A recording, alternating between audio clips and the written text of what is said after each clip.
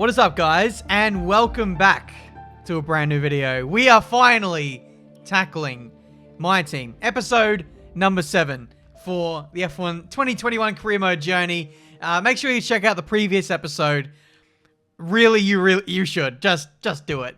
For those who are in the know, it was quite the devastating Grand Prix. Our first ever engine failure in a race. And, yeah, I guess in some respect we got put out of our misery.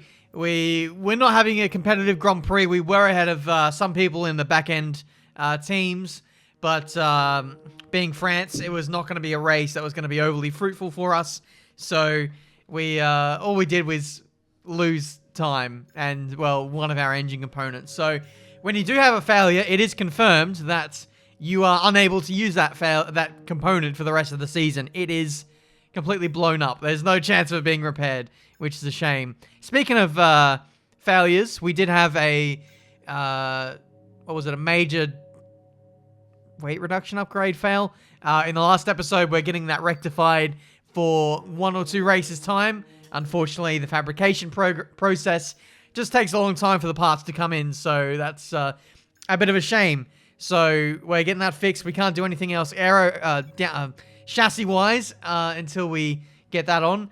And unfortunately, we can't do anything on the aero side either because we're at department capacity. So we have to go to facilities that are not working right now, doing anything. And that is the engine side of things. So we're going to do an engine upgrade. We've done so many power upgrades at this point. I think we should probably look at something else like either energy recovery system, which gives us more ERS to utilize over the course of the lap, the race, whatever it might be. Or we could do fuel efficiency, which low-key is actually pretty good to do. So that's what we're going to do. Fuel efficiency will be improved, and that'll mean we can run a lighter car and overall be more competitive and be less of a chance of running out of fuel. We also did a turbo upgrade.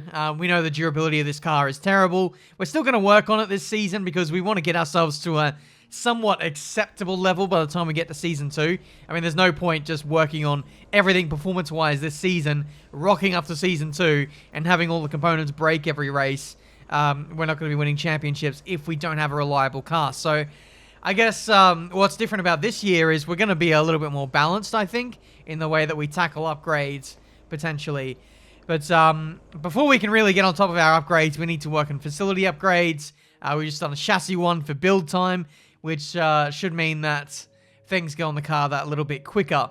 That's the big thing that's holding us back, is the time it takes to put upgrades on, but also only being able to work on one upgrade per department at once. It's a real killer for our momentum. Resource points are actually pretty fine, but just upgrading all those facility bits are the toughest thing. Anyway, we got a message from Max. We got a reward for a mechanical failure. So to compensate us, we have been granted the following reward, which is 0 resource points. Thank you, Codemasters.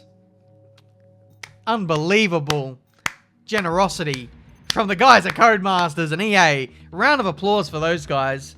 Where would we be without them? We now head into the Austrian Grand Prix, where we can replace a gearbox. We have to change engine components because we're still running with the broken engine part from last race. So let's tear that out of the car and put something meaningful in there.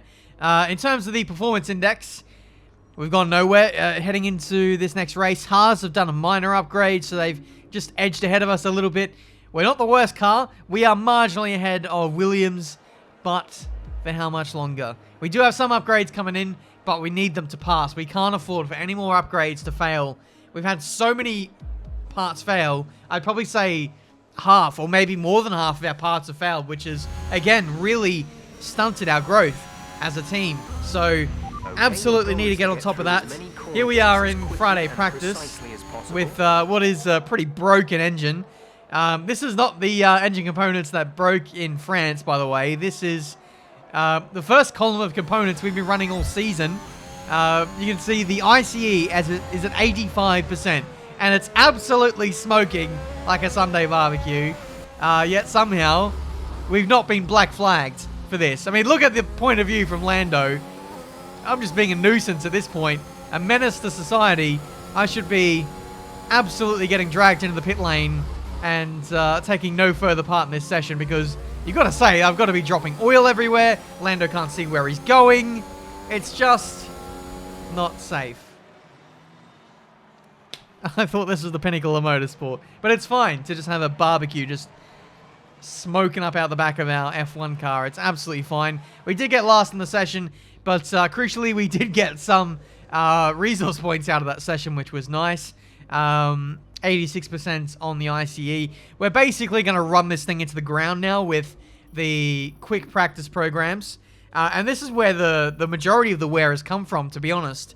All this running on track really, really wears down your engine.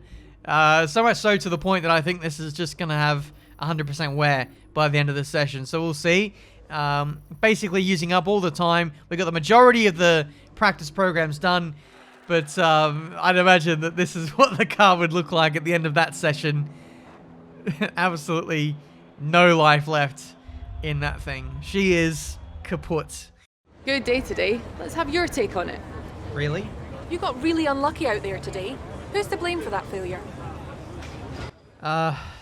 Codemasters. How do you feel the competition is for you this season?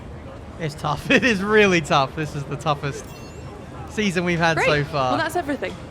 Thank you, Claire. I wasn't done talking with my answer, but bye. Anyway, we move into, I think, qualifying now, or practice 3. Engine is at 97%. So even though it's not blown up, it's unusable now. So we have completely ruined another engine. That's 2 engines or engine parts that have hit the can and will never see the light of day ever again. So we have to change out the ICE. And unfortunately, because the first column has been such a workhorse for us this season, the rest of the columns we've got, or the rest of the ICEs we've got, are all pretty new. And unfortunately, we had to use one of those in practice 3 and put a bit of wear on that. But thankfully, we didn't have to do too much running in practice 3. We only added an extra 3% of wear for 1 or 2 developmental boosts. So I guess I'll take that, but that is the end of practice. We got some resource points coming in. I swear Marcus Armstrong, or I can confirm Marcus Armstrong did not bring anything to the table in that practice session. That's like the 3rd or 4th time this season he's literally done nothing in practice. Like, why am I even keeping this guy on the team? I thought Australians were meant to be hardworking, good people, but obviously they're not. Thanks, Marcus.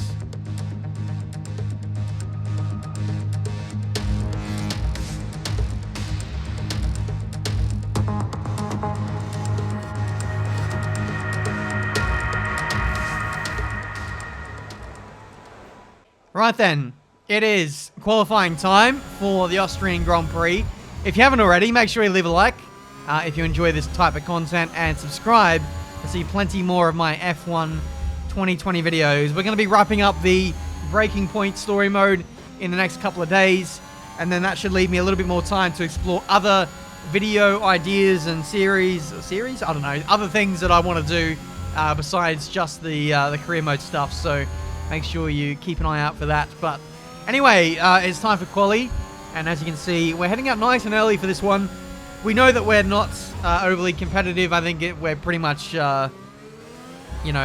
penciled in to be towards the back of the grid, and that's why we're doing extra laps in this qualifying 1 session. We're unlikely to get out of it, so we're pushing extra hard. And yeah, there's a mistake from me. You can see we got a little bit on the curb there. I think it all started with me going in too deep to the corner. I think I wound back the brake bias as well, which didn't help. Asked too much of the tires. And then here, we were very lucky to get away with minimal damage. You can see just a slight chunk taken out of the left-hand upright of the front wing. So by that respect, we got away with that. So very, very lucky. But interestingly, we didn't have any repairs to change the front wing. So I'm kind of questioning whether the team has changed it, what's going on there, because there is damage on the car. And this is, you know, what I've harped on about in previous races. Like in Monaco, for example, where you get very, very light damage in qualifying. The team often won't fix it unless you get past a certain threshold, like yellow level of damage. So I'm just worried that I'm carrying a bit of damage for the rest of Q1. But regardless, it's not very competitive for us. We're 5 tenths down on our teammates, and 4 of those tenths are coming from Sector 3. So it looks like Marcus is very strong through the high-speed corners, the long high-speed corners. And Sector 3 is pretty much made of just those long high-speed corners. So what I've done heading into this final run is I've actually increased the front wing. We went from 8.5 wings to 10.5.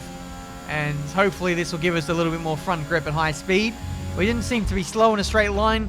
We didn't seem to be overly OP in a straight line. I just feel like we were lacking a little bit in the high speed. So hopefully this will benefit us, but not cost us too much time. 3.5 tenths as we go through the first 2 sectors. This is where we're going to make up the most time, you'd have to say. Hopefully, if we can get this right. So heading into the penultimate corner, downshift to 7th gear. I had to take 6th gear there. I didn't quite get the nose in. 5th gear through the final corner. Probably could have nailed those last 2 corners a little bit better. We don't gain any time in the last sector, but we edge ever closer to our teammate Marcus Armstrong, and we get ourselves off of last place in qualifying for the first time in what is like 3 or 4, maybe more races. We are not last, ladies and gentlemen, and I've got to say, that's a good feeling.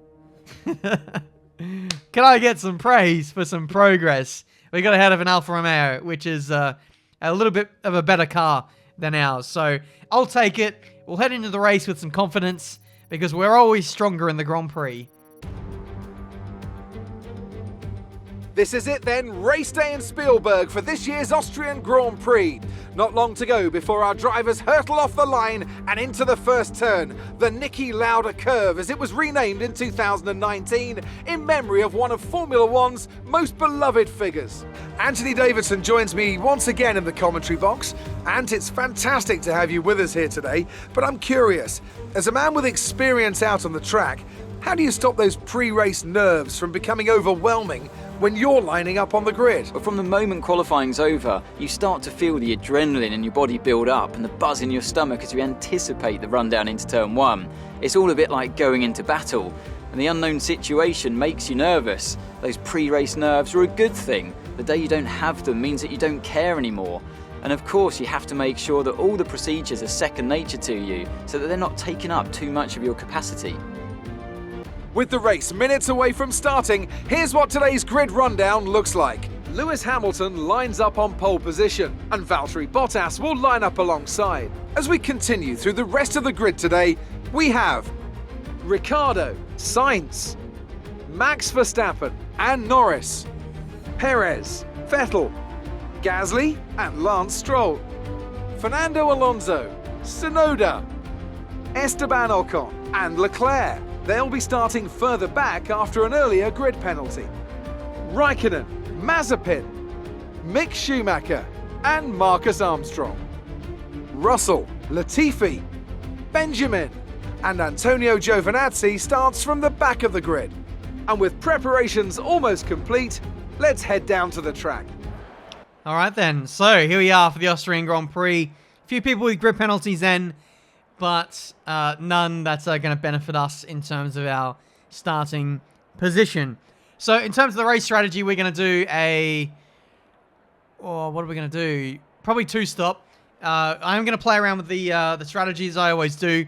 There's always the most to gain when you can be creative with your strategy here. We know that we're not good in terms of tyre wear yet, so even if we could do a 1-stop, that's on the projected setting. Actually trying to stretch those tyres out that long in practice doesn't always turn out so well because the car is such a beast to handle when the tyres go off. The rear tyres just have no grip, and you turn into the corner and you're just sliding. It's pretty ridiculous. So even though the 1-stop there, it looks like it's faster, medium to hards, I'm actually going to go for the 2-stop and prioritize having fresher tyres to utilize the pace, because that's when we're fast. We've got new tyres on, we can attack. Even a soft to medium strategy is faster, but we're going to do the two-stop purely based on what this car can deliver. We are away for the Austrian Grand Prix, and it's a great start up against Nicholas Latifi. We draw alongside as we head into turn 1, blocking off Giovinazzi from going around the outside there. Absolutely crucial to keep as many of these guys behind us as possible in order to maximize our chances in this race. So my prediction is that this is going to be a massive showdown between us and the back 3 or 4 teams in this Grand Prix. We're going to try and get in the mix as much as we can. We're starting on the mediums. Not many people opting for this strategy early on. So what our plan is to hold on with these guys for as long as we can. You can see attacking Mazepin, nearly running into the back of Raikkonen down into turn 4. But in the end, we managed to avoid front wing damage, and we are still in the fight for this Austrian Grand Prix. Albeit that fight being to not get the wooden spoon. Honestly, we don't have the car for points. The only way we can score points is if there's many crashes, or if there's a late race safety car. We bolt on the best tyres and charge through the field. We are already out of deployment in terms of ERS. We've gone absolutely ham on that, trying to attack and defend from cars around us. Here comes Schumacher up the inside down into turn 1, giving him the big squeeze. That's hopefully going to help out my teammate as we go through turn 1. Armstrong gets him. So, job done for my teammate. We squeezed Schumacher to the inside. As such, he broke a little bit earlier. Armstrong with the confidence around the outside gets it done. That is Marduk Motorsport working together. P17 and P18. Hopefully now we can drag Marcus along in this race. But unfortunately, we're losing touch with Mazepin and Raikkonen as the DRS gets enabled at the end of this lap. We're not going to get the benefit of that DRS. So unfortunately, I've kind of failed my objective there of trying to hang on to cars ahead, because that would have done my race a world of good. I'm on the slower tyre for now, but I think I might let my teammate go here because he's going to have better pace on the softs. So we'll let him go, and then we'll follow him through, and hopefully Marcus can carry us towards Mazepin and Raikkonen, and we can kind of have a all-out battle for who's the best of the worst cars in Formula 1. So here we go. We got the DRS. We're getting piggybacked along by our teammate. Yaya are going to be stopping around lap 10, 11, 12, I believe. We're going to be carrying on quite deep into this race. I'd say like lap 16, 17-ish. That's if we're doing a two-stop. But if we're going to do a one-stop, we have to carry the mediums to lap 20. I did remember that figure in my head, just in case we do want to switch to a one-stop if the tyre wear is better than what is forecasted. So, yeah, we're just settling into the rhythm right now. Like I said, just piggybacking off these guys. Then, I guess in maybe a few laps' time, when their tyres die off, we'll be able to have a go at our teammate once again. As you can see, the race leaders on their softs are coming out of the pit lane. That is, yeah, Gasly in the AlphaTauri coming out and making a move on my teammate. I'm going to take this opportunity to do the same, but we accidentally got the inside of Gasly. I only wanted to outbrake one car, not two there. We make contact, but thankfully there's no front wing damage for the second time in this race weekend, and we follow him through. But who knows? I don't think we'll be able to follow that AlphaTauri for too long. They're a lot faster than us at this point in the career mode. Only a few races ago, if you remember at the start of this career mode journey, we were very similar pace to AlphaTauri when we were nailing it, when we were having a good day, but everyone around us is just out developing us, so we're continually falling behind in the race, the development race that is. But you know, I have a feeling that in like 3 or 4 races time, we'll be able to start to be able to get that momentum back. We just need to get those facility upgrades going. But here comes Charles Leclerc. You can see I had a bit of a moment out of the last 2 corners. The rear end was just sliding about. These tyres are now going off, and it's only lap 13. So we are going to dive into the pit lane. We're going to switch to we're going to stick with the 2-stop and put on another set of medium compound tyres. So here we go now into the pit lane. And by the end of the race, we'll put on the softs and whoa! Not hit the pit wall. That would be lovely. Into the pit lane we go for the change of tyres. So, yeah, if there's a late race safety car, when we box for softs, and the timing is perfect, we might be able to pull something mad out of this race. But I think it's been a pretty good first stint. We were able to keep pace with those around us, even though we had the slower tyre on. So I think it is advantage Tiametmarduk at the end of the Grand Prix when we can put our softs on. But for the time being, we're just going to have to battle away with these guys. It is a monstrous back marker pack. A bunch of guys all trying to prove themselves, trying to get into bigger teams. Mick Schumacher, Latifi, George Russell. Who else is in here? Giovinazzi. So many people, so many young drivers who want to be able to show the bigger teams that they are a force to be reckoned with in F1. And us included in that as well. It's pretty crazy. This is, I suppose, the kind of battle you'd reserve for the midfield only, but all the back markers are really getting stuck in. It's awesome to see. And it's nice. Now we can have really good battles, even though we're at the back of the grid. And it doesn't really mean anything. So there's almost no consequences. You know, if we crash out with these guys, it's okay because we're not going to score any points anyway, at least on the projected trajectory of the race. We are continually losing touch to the likes of Raikkonen and Mazepin, who are now 10 seconds up the road. But we're getting towards the latter stage of this Grand Prix now. 14 laps to go. We decided to let Giovinazzi go a few laps ago, and he was making use of his soft compound tyres. But now his softs are dying off as he's about to come into the pit lane again. And yeah, we make pretty quick work of him there. And we're now going to lead the train with our fresher medium compound tyres. So yeah, we've been really playing this race quite well. We stayed out long in the first stint. We managed to maintain good track position, have good tyres for the midpoint of the race. And we're kind of outpacing, outmuscling, outsmarting our rivals inside, well, at the back end of the field. And now Charles Leclerc is out of the Grand Prix, just as we're actually coming into the pit lane at the end of this lap for a set of soft compound tyres. So this can absolutely save our race. If a safety car comes out right now, that would be absolute perfect timing. Lewis Hamilton sets the fastest up of the Grand Prix. Even though he's down in 13th place, we're still attacking the pit lane. There's no guaranteed safety car just yet, though it looks like from the stewards there is going to be no intervention of the safety car.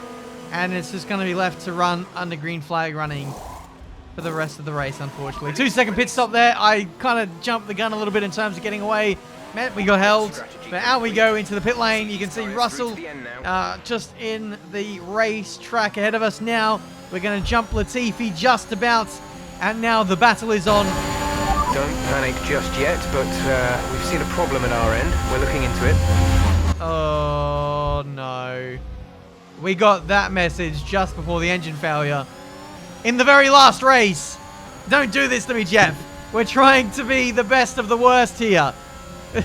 We're going to have an absolute blast on soft compound tyres. We are going to send it on Russell and Giovinazzi for the rest of this race. So let's hope there's a safety car, and we're just going to march on with this race. Gap to... It looks critical. Find somewhere to retire as soon as possible. We can't Come risk on! carrying on with this race. Again. Engine failure for Marduk Motorsport. Another race goes up in flames.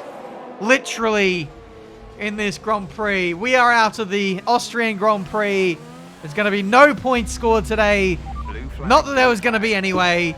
I parked in a safe position. The AI decided to take control and then drive another 5 meters down the road. Well done, AI. Well done, game. Well done, Codemasters. Well done, everybody. Phenomenal result.